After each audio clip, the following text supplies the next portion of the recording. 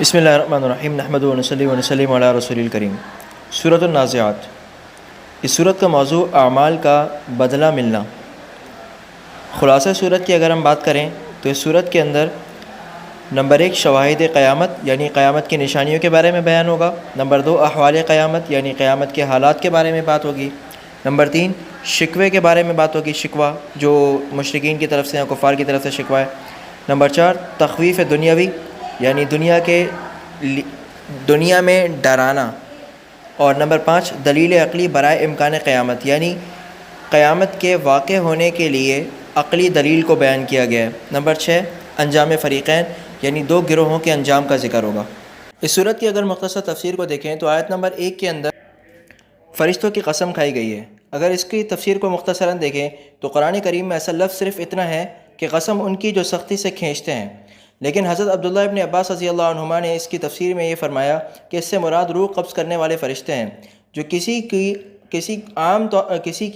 اور عام طور سے کافروں کی روح کو سختی سے کھینچتے ہیں، اور کسی کی یعنی کہ عام طور سے مومنین کی روح کو آسانی سے اس طرح کھینچ لیتے ہیں جیسے کوئی گرہ کھول دی ہو۔ پھر وہ ان روحوں کو لے کر تیرتے ہوئے جاتے ہیں اور جلدی جلدی ان کی منزل پر پہنچا کر ان احکام کے مطابق ان کا انتظام کرتے ہیں جو اللہ تعالیٰ نے ان کے بارے میں دیے ہوئے ہیں۔ پہلی 4 آیتوں کا یہی مطلب ہے۔ ان فرشتوں کی قسم کھا کر اللہ تعالیٰ نے قیامت کے حالات بیان فرمائے ہیں کہ جب وہ آئے گی تو بہت سے دل لرز رہے ہوں گے۔ پیچھے گزر چکا ہے کہ اللہ تعالیٰ کو اپنی بات کا یقین دلانے کے لیے قسم کھانے کی ضرورت نہیں ہے، لیکن عربی بلاغت کے قاعدے سے بات میں زور پیدا کرنے کے لیے قسمیں کھائی گئی ہیں، اور عام طور سے جس چیز کی قسم کھائی جاتی ہے وہ اس دعوے پر گواہ ہوتی ہے جو بعد میں بیان ہو رہا ہے۔ یہاں مطلب یہ ہے کہ فرشتے اس بات کی گواہ ہیں کہ جس طرح اللہ تعالیٰ فرشتوں کے ذریعے روح قبض فرماتا ہے اسی طرح فرشتوں سے سور پھنکوا کر انہیں دوبارہ زندہ بھی کر سکتا ہے۔ پھر آیت نمبر 6 کے اندر قیامت کے ابتدائی حالات کو بیان کیا گیا ہے، اور اس میں نفخہ ثانیہ کا ذکر بھی ہے، اور یعنی کہ دوسرے سور پھونکنے کا۔ آیت نمبر 8 کے اندر قیامت کے دن کی سختی کا ذکر ہے۔ آیت نمبر 9 کے اندر کفار کی کیفیت کو بیان کیا۔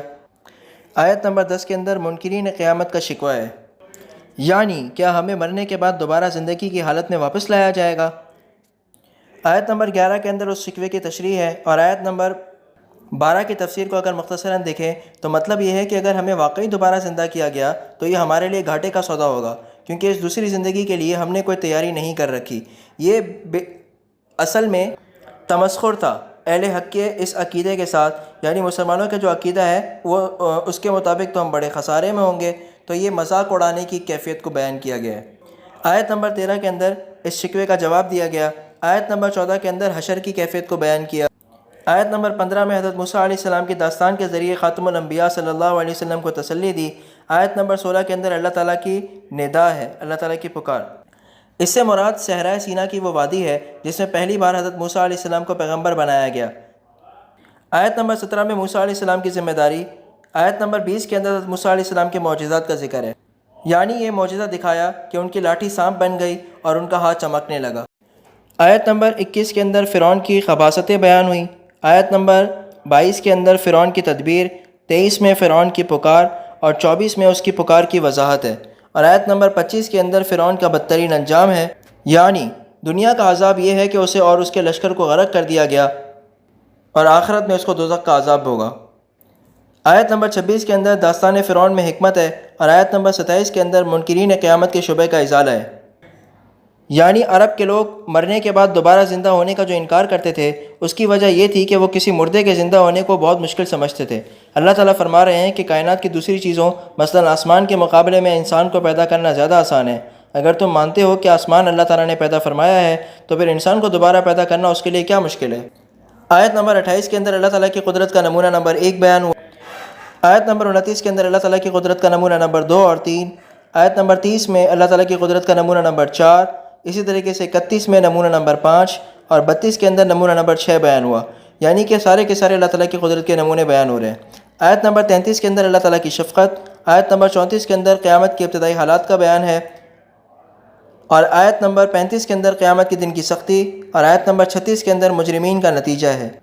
37 کے اندر رسوائی کا سبب۔ آیت نمبر 38 میں گمراہی کا سبب یعنی گمراہی کی وجہ، 39 میں اس کا نتیجہ، اور 40 کے اندر کامیابی کا سبب نمبر 1 اور 2 بیان ہوا، اور 41 کے اندر تقوی والوں کا نتیجہ، اور آیت نمبر 42 کے اندر منکرین قیامت کا شکوہ۔ یہاں تک سے 35 دلائل مکمل ہوئے۔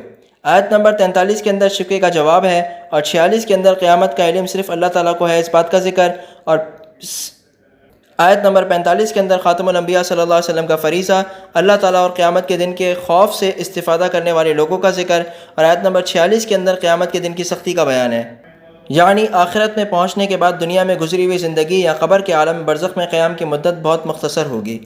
وآخر دعوانا الحمد للہ رب العالمین۔